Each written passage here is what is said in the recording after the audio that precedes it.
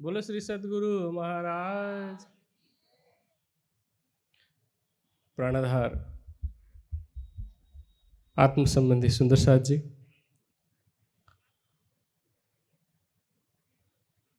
अक्षरातीत धामधनी श्री राज जी श्री इंद्रावती जी के हृदय धाम में विराजमान होकर किरंतन ग्रंथ के इस प्रकरण में समस्त मानव मात्र के लिए, ऐसा नहीं कि जिन्होंने तारतम ग्रहण किया उसी के लिए है, सबके लिए है। वाणी किसके लिए है? सबके लिए। हाँ, ये अलग बात है कि पहले सुख सुहागिनी पीछे सुख संसार कहा गया है, लेकिन साथ में ये भी तो कहा कि ना जाने इस झुंड में पता ही नहीं तो सबका मान करके चलना है कि ये वाणी हम सब के लिए आई है। और हम सब का मतलब ऐसा नहीं कि यहाँ पंडाल में जो लोग बैठे, पूरी दुनिया के लिए, क्योंकि हमने दावा तो किया है कि क्या देखी रे हम दुनिया, जो इनको न करूँ अखंड। तो दुनिया को अखंड मुक्ति कैसे मिलेगी? इसलिए ये मान करके, और यहाँ मानने के भी दो मतलब निकलते हैं। एक मानना ये होता है कि चलो तुम कहते हो तो मैं मान लेता हूँ, ऐसा मुझे विश्वास नहीं है लेकिन चलो तुम कहते हो तो मैं मान लेता हूँ। एक मानना ये होता है, और एक विश्वास करके मानना कि इसमें जो कहा होगा वो सच ही है, होगा भी नहीं, सच ही होगा नहीं, सच ही है ये मानना। तो इस ब्रह्मवाणी की सत्यता को स्वीकार करके जब सब लोग इसकी राह पर चलेंगे तो अखंड मुक्ति के उत्तराधिकारी बनेंगे। अन्यथा क्या होगा कि मुक्ति तो मिल जाएगी 8वीं बहिश्त में, लेकिन वो मुक्ति का मतलब समझ लीजिए कि जैसे खैरात में मिल जाती है ना, दान में, कि चलो ले लो तुम भी बैठ जाओ। ऐसे जैसे आपने वेटिंग की टिकट ली है जनरल की, आप चाह करके भी फर्स्ट एसी में ट्रैवल नहीं कर सकते, स्लीपर में भी नहीं। अगर टीटी ने पकड़ लिया तो क्या होगा? फाइन। तो इसलिए जो विश्वास करेगा इस तारतम वाणी पर, उन सभी के लिए ये वाणी है। और जो विश्वास नहीं करेंगे वैसे तो उनके लिए भी है, लेकिन वो उसका लाभ नहीं ले पाएंगे। क्योंकि वाणी क्या कहती है?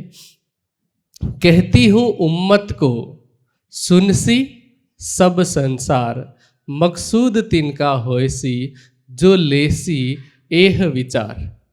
जो ब्रह्मवाणी का विचार करके इसको लेगी, मतलब ग्रहण करेगी, लाभ उसी का होगा, वरना सुनेगी तो पूरी दुनिया।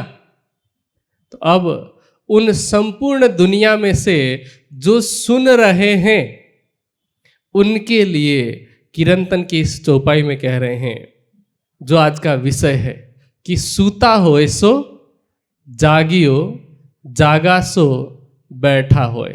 पहले बैठ जाते हैं, फिर खड़े करके दौड़ाएंगे।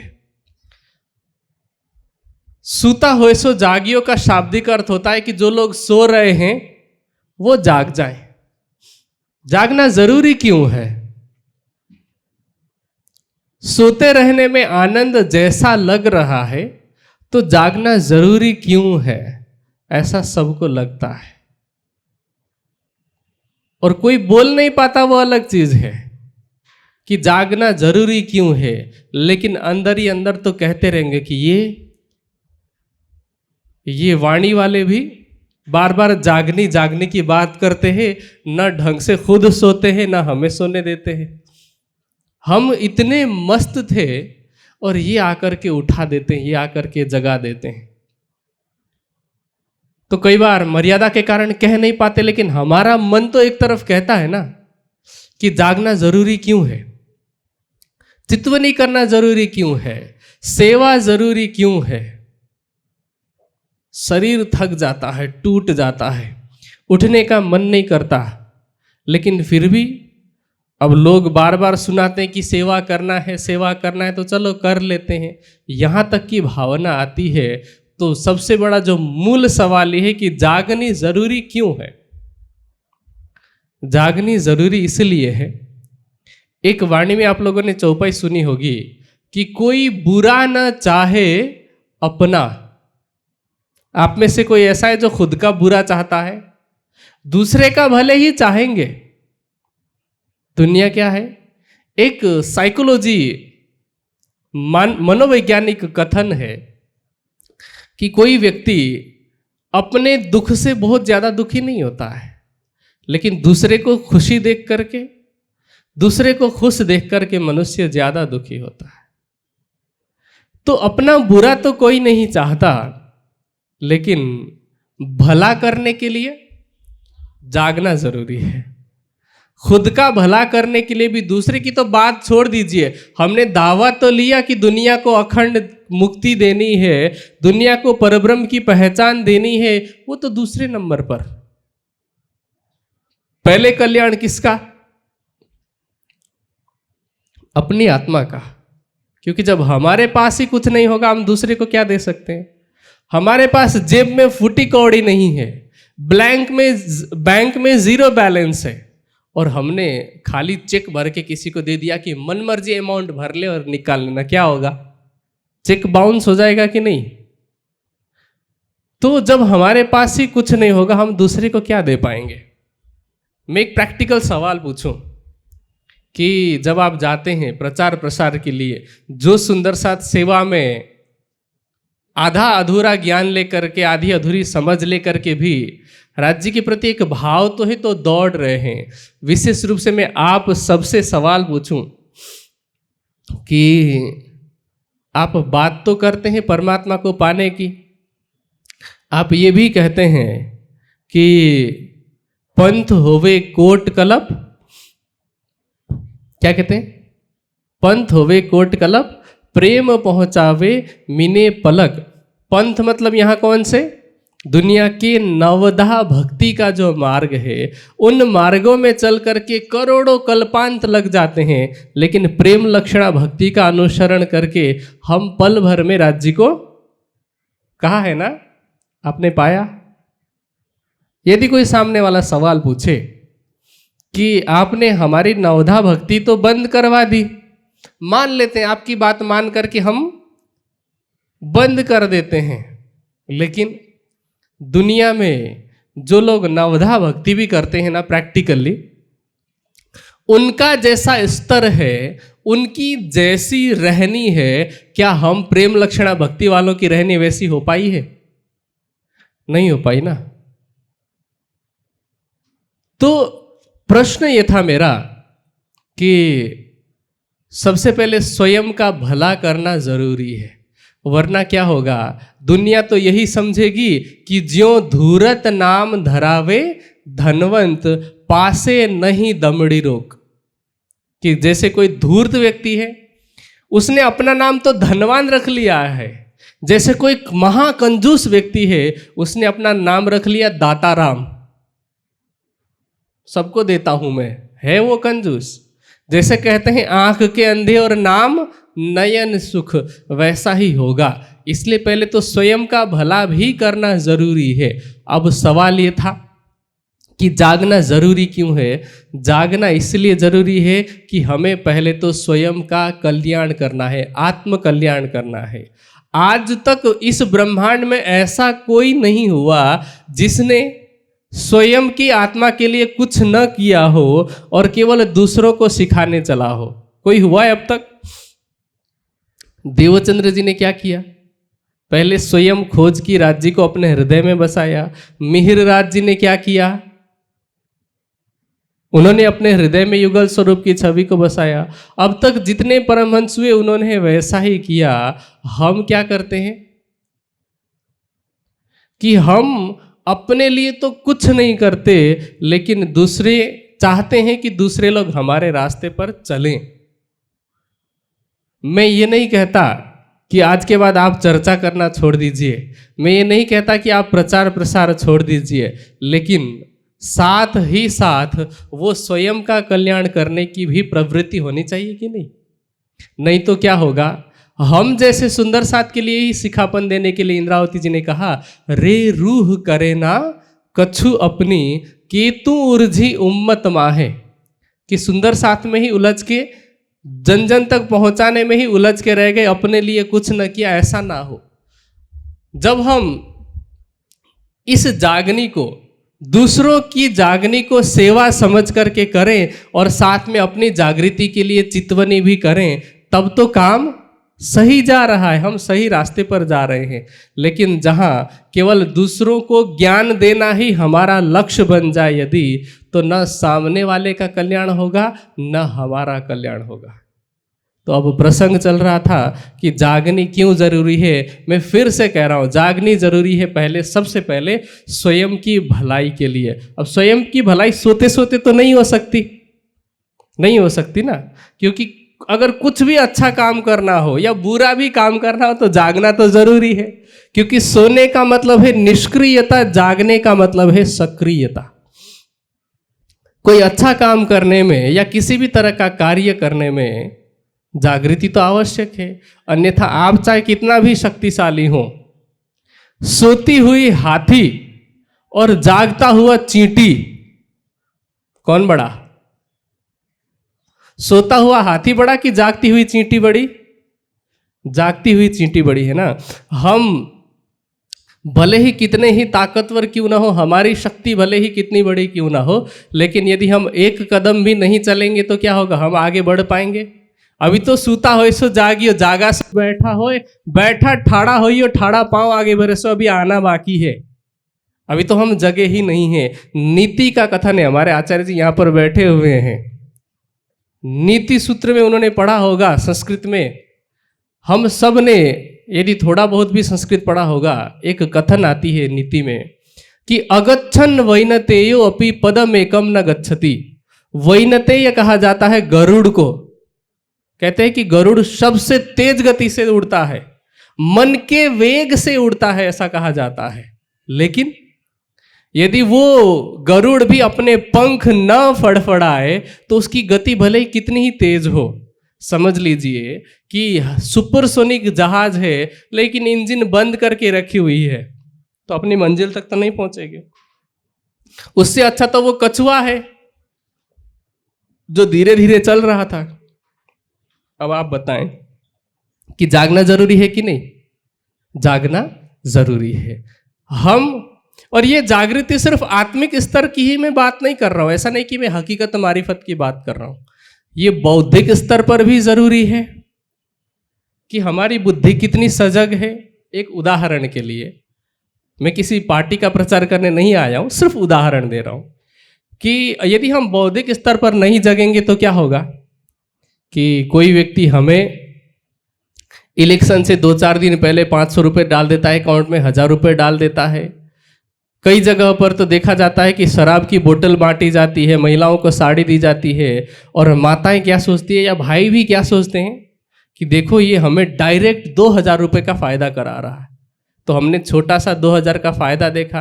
अच्छा, उस फायदे के चक्कर में कोई भ्रष्टाचारी व्यक्ति यदि सरपंच भी बन गया, अब आगे भविष्य में आपको कोई काम कराना है उससे, आपने 2000 दिया है, वो घूस के रूप में 5000 लेगा, आपका फायदा होगा कि नुकसान? तो इसके लिए बौद्धिक जागृति जरूरी है। तो जागृति हर स्तर पे, शारीरिक स्तर पे भी शरीर का जागना जरूरी है। नीति का कथन एक बोलचाल की भाषा में कहते हैं, जागल रहे करे का कोई, कि कोई यदि जाग रहा है तो उसका कोई कुछ नहीं बिगाड़ सकता, हाँ बशर्ते वो जाग रहा हो, ऐसे नहीं झूल रहा हो, नहीं जग रहा हूं। एक बार क्या हुआ कि कोई गांव था, उस गांव में एक चौकीदार था। चौकीदारों को आपने देखा होगा, वो बीच बीच में नारा लगाते रहते, जागते रहो, नारा लगाते हैं। क्यों? उसको भी नींद ना आए और किसी और को भी तसल्ली हो कि कोई हमारे लिए जगा हुआ है।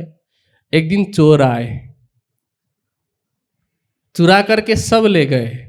बीच बीच में आवाज भी आती रही कि जागते रहो। पता चला कि वो जो चौकीदार था उसने ना रिकॉर्ड करके रखा हुआ था और प्ले करके वो खुद सो गया। बीच बीच में आवाज आती थी टाइम लूप के हिसाब से, एक बार आवाज आई, फिर थोड़ी देर में ऐसे आवाज आई, वो व्यक्ति तो सो रहा था, चोर ने चोरी पकड़ ली और चुरा करके ले गया। तो वैसी वाली जागृति भी नहीं चाहिए, वास्तविक जागृति हो। तो बौद्धिक जागृति आवश्यक है, सामाजिक रूप से जागृत होना भी आवश्यक है हमें, क्योंकि ये जो जागनी यात्रा निकली है इसका मूल उद्देश्य है लोगों में जागनी चेतना फैलाना, चेतना विकसित करना कि हम किसी भी तरह से गलत ना करें, क्योंकि हमारी प्रत्येक जागृति आत्म जागृति से जुड़ी हुई है। यदि हम सामाजिक स्तर पर सजग नहीं होंगे, यदि हम सामाजिक रूप से विकसित नहीं होंगे, तब भी हम ढंग से सेवा नहीं कर पाएंगे, न हम भक्ति कर पाएंगे, क्योंकि हमारी चिंता दूसरी चीजों में अधिक होगी। फिर मान लीजिए कि यदि राज्य ना करें, लेकिन इस क्षेत्र में किसी भी तरह का दंगा भड़क रहा होता तो आज हम बैठ करके ज्ञान चर्चा सुन पा रहे होते। कोई दंगा चल रहा होता, नारेबाजी चल रही होती, या जोर जोर से कोई व्यक्ति लड़ाई कर रहा होता तो हम चर्चा नहीं सुन पा रहे होते। लेकिन आज शांति है तो सुन पा रहे हैं ना। तो इसलिए सामाजिक चेतना का भी जागृत होना जरूरी है। और मैं ये बात विशेष रूप से गुजरात में इसीलिए कहना चाहता हूँ, ऐसा नहीं कि दूसरे जगह पर भी ठीक है, लेकिन यहाँ पर मैंने देखा छोटे छोटे बच्चे, रेलवे स्टेशन में आप जाएंगे, मेले वगैरह में जाएंगे तो देखते हैं कि कोई व्यक्ति गुटखा चबा रहा है, कोई व्यक्ति बीड़ी का बंडल हाथ में लेकर के, ढंग से उसको पजामे का नाड़ा बांधना नहीं आता होगा, लेकिन उसी पजामे की जेब में आपको बीड़ी की बंडल मिल जाएगी। सिर्फ गुजरात में ही नहीं, लगभग पूरे देश का ये हाल है। हाँ, थोड़ा सा फर्क क्या है कि जहां गांव है तो गांव में क्योंकि शिक्षा का स्तर कम है, आर्थिक उन्नति कम हुई है, तो वहां बीड़ी पीते हैं लोग। आप शिक्षित तथा कथित शिक्षित जगह पे जाएंगे तो वहां बीड़ी की जगह पे लोग सिगरेट पीते हैं। तो इससे क्या होगा? देश का भविष्य क्या होगा? तो सामाजिक जागृति की आवश्यकता है कि नहीं?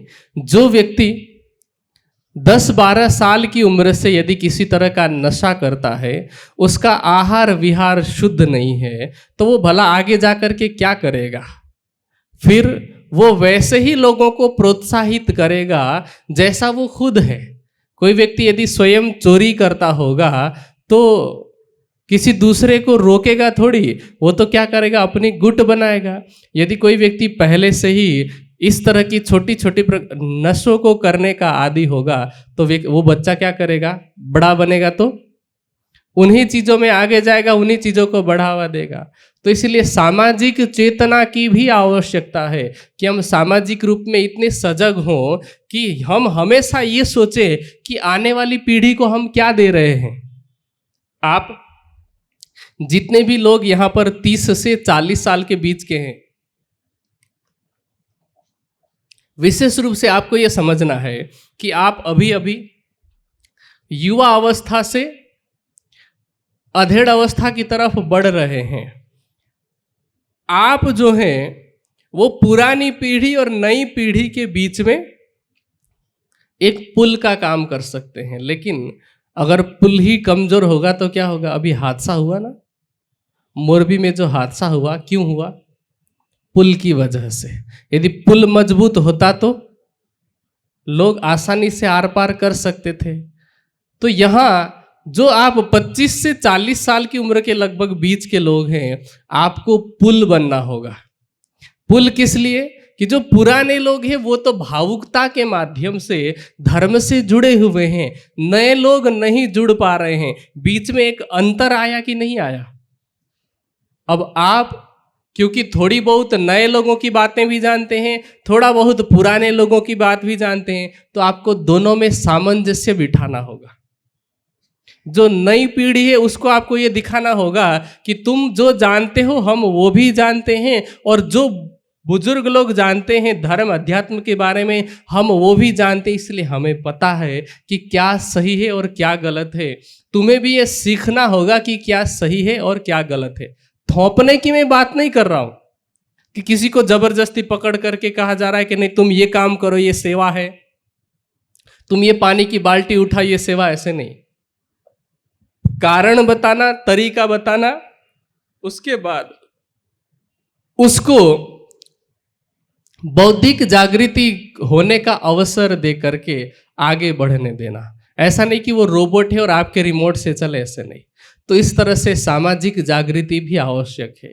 बौद्धिक जागृति, सामाजिक जागृति, उसके बाद हम बढ़ते हैं आत्म जागृति की तरफ। अब जहां बात करते हैं आत्म जागृति की, तो वहां हमेशा ये सोचना चाहिए कि वहां जीव के जागृति की बात हो रही है। जीव के जागृति की इसलिए क्योंकि आत्मा तो ना जागी है ना सोई है, आत्मा तो जीव के ऊपर विराजमान है, वो दृष्टा है। यदि जीव सोया होगा तो आत्मा को भी आत्म तो फरामोशी में माना जाएगा, और यदि जीव जागृत होगा तो क्या माना जाएगा, ये हमारी आत्म जागृति हुई है, क्योंकि जीव तो देखने वाला है। तो मैं आत्म जागृति कहूंगा, आप ये समझना कि ये जीव को जगाने की बात हो रही है। तो अब बढ़ते हैं आत्म जागृति की तरफ। तो आत्म जागृति क्यों जरूरी है कि जिस तरह से बौद्धिक रूप से जागृत न होने पर, सामाजिक रूप से जागृत न होने पर हम गलत को सही समझ रहे थे, इसी तरह से हमारी आत्म जागृति न होने पर भी हम गलत को सही समझते हैं। यहाँ गलत है माया और सही है ब्रह्म। हमने माया को ही समझा कि ये ब्रह्म है। ब्रह्म क्यों? कि ब्रह्म जैसे सच्चिदानंद स्वरूप है, इस तरह से हमने माया को मान लिया कि ये सत्य है, माया को ये मान लिया कि ये चेतन है, और ये मान लिया कि यही माया हमें आनंद देने वाली है। जबकि राज जी तो हमें कहते हैं कि माया तो दुख निधान जी, माया क्या देने वाली है? दुख देने वाले। सुख देने वाले कौन है? सुबह की आरती की पहली चौपाई की पहली लाइन बोलिए, सुख को निधान, जय जय सुख को निधान। तो सुख देने वाले कौन है? राज जी। अब राज जी इस वाणी में हमें ज्ञान दृष्टि से जागृत करने के लिए कहते हैं, सुख लेने को आए हो, नहीं भेजे सोवन को। तो हमें सोने के लिए नहीं भेजा है। अब सोते रहने पर क्या होगा? नींद की अवस्था में मान लीजिए कि आप सो रहे हैं, सपना देख रहे हैं, आपके ऊपर एक अजगर आता है, अजगर आपको लपेट रहा है, आपको क्या लगेगा? आपको क्या महसूस होगा कि ये इतना नरम नरम पदार्थ क्या है जो मुझसे लिपट रहा है ना? आपकी इंद्रिय को लालच है, लेकिन वो अजगर आपको निगलने के लिए पहले तैयारी कर रहा है। आपको क्या लग रहा है कि ये जो भी है, क्योंकि आप नींद में, आपको पता नहीं कि ये अजगर है, लेकिन आप नींद में है, आपको लग रहा है कि ये नरम नरम सा, ठंडा ठंडा सा लगने वाला पदार्थ क्या, क्योंकि सांप जब पकड़ते हैं, आप कभी पकड़ा होगा, तो सांप बिल्कुल नरम लगते हैं, ऐसा लगता है कि रबड़ पकड़ा है हमने, और ठंडे ठंडे लगते हैं, पकड़ना नहीं। अब आपने मान लिया कि ये नरम है, ठंडा है, आनंद मान के चल रहे हैं, पता चला कि वो तो आपको निगलने के लिए तैयार है। माया भी तो कुछ ऐसी है कि आपको अपने लपेटे में लेते लेते लेते ऐसे निगलेगी कि एक बार जब वो निगल लेगी तो फिर अब अगला जन्म आपके जीव को कौन सी योनि में मिले पता ही नहीं। इसीलिए इस माया रूपी अजगर से बचना है तो सजग होना जरूरी है। यदि आप सजग रहते हैं तो वो उस अजगर को आप भगा सकते हैं। यदि भगाना संभव ना हो तो भाग तो सकते हैं कम से कम। तभी तो कहा बैठा ठाड़ा होइयो ठाड़ा पांव भरे आगे सोए। माया की तरफ से हमें भागना है, निकलना है, इसीलिए जागना जरूरी है। अब जैसा कि मैंने पहले ही सवाल पूछा कि कौन है ऐसा इस दुनिया में जो अपना बुरा चाहता है? सब भला चाहते हैं। अपना अच्छा चाहने वाले कितने लोग हैं? एक बार हाथ खड़ा करना। जो लोग अपना अच्छा चाहते हैं, 1 2 2.5 3 4 7 8 हाथ खड़े हुए। बाकी सब? एक बार एक स्कूल में टीचर को भी पढ़ाने का मन नहीं था ढंग से, तो टीचर ने पूछा बच्चों बताओ कि किस किस को पढ़ने में आलस आ रहा है। सबने हाथ खड़ा किया। एक व्यक्ति जो सबसे पीछे बैठा हुआ था उसने हाथ खड़ा नहीं किया। तो टीचर ने कहा शाबाश बेटे, मुझे तुम पर गर्व है, तुम पढ़ना चाहते हो। विद्यार्थी ने कहा नहीं सर, पढ़ना नहीं चाहता, मुझे तो हाथ उठाने में भी आलस आ रहा है। तो ऐसा ना हो, सुंदर साथ को थोड़ा कहा जाए तो कष्ट इतना ही तो करना है, पता चले कि किसकी मानसिकता कैसी है, बस और कुछ नहीं। चर्चा तो वही चलनी है आगे। तो ऐसा कोई नहीं है इस दुनिया में जो अपना बुरा चाहता हो, इसलिए जागृति इसलिए जरूरी है। तो बौद्धिक दृष्टि से जागनी हो गई। आगे कहते हैं बैठा ठाड़ा होइयो, ठाड़ा पांव आगे भरे सोए। अब आगे पांव कैसे बढ़ाना है? अपने हृदय में दृढ़ विश्वास, जिसको हम कहते हैं ईमान, और राज्य के प्रति प्रेम, जैसा कि हमने पहले ही कहा ना कि पंथ होवे कोट कलप, प्रेम पहुंचावे मिने पलक। तो इस तरह से अपने हृदय में प्रेम और ईमान ला करके ही हम आगे कदम बढ़ा सकते हैं। इसलिए महामती जी इस प्रकरण के माध्यम से संपूर्ण विश्व को जागृति के लिए प्रेरित कर रही हैं कि हमें जागृत होना है। और जैसा कि कारण मैंने पहले ही बताया कि जागना जरूरी क्यों है, अब ये मैं आपके ऊपर छोड़ता हूँ। आपके ऊपर मतलब यहाँ जितने लोग बैठे हैं, जितने लोग इंटरनेट के माध्यम से चर्चा को सुन रहे हैं, ये मैं आपके ऊपर छोड़ता हूँ कि जो मैंने सवाल पूछा पहला, कि आप अपना भला चाहते हैं कि बुरा चाहते हैं। यदि भलाई चाहते हैं तो जागना आपके अपने लिए जरूरी है, इसके लिए कोई दूसरा जगाने नहीं आएगा। हाँ, ज्ञान देने आ सकता है, समझाने आ सकता है, लेकिन आत्म जागृति के रास्ते पर मैं हर बार ये कहता हूँ कि आत्म जागृति के रास्ते पर हम सबको अपनी मंजिल स्वयं ही तय करनी होती है। आपके बदले मैं नहीं चल सकता, मेरे बदले स्वामी जी नहीं चल सकते। मुझे अपने लिए स्वयं प्रयास करना होगा, आपको अपने लिए स्वयं प्रयास करना होगा। तो अब हम यहाँ से जब जाएं तो ये निश्चित करके जाएं कि कम से कम राज्य ने ज्ञान दृष्टि से सूता होए सो जागियो तक तो कर दिया है, कम से कम हम खड़े होकर के आत्म जागृति के पथ पर कदम आगे तो बढ़ाएं। बस इतना ही कहते हुए अब समय पूरा होता है, मैं अपने वाणी को विराम देता हूँ। सब मिलकर के चौपाई दोहराएंगे। सूता होए सो जागियो, जागा सो बैठा होए, बैठा ठाड़ा होइयो, ठाड़ा पाँव भरे आगे सोए, ठाड़ा पाँव भरे आगे सोए। बोलो श्री प्राणनाथ प्यारे।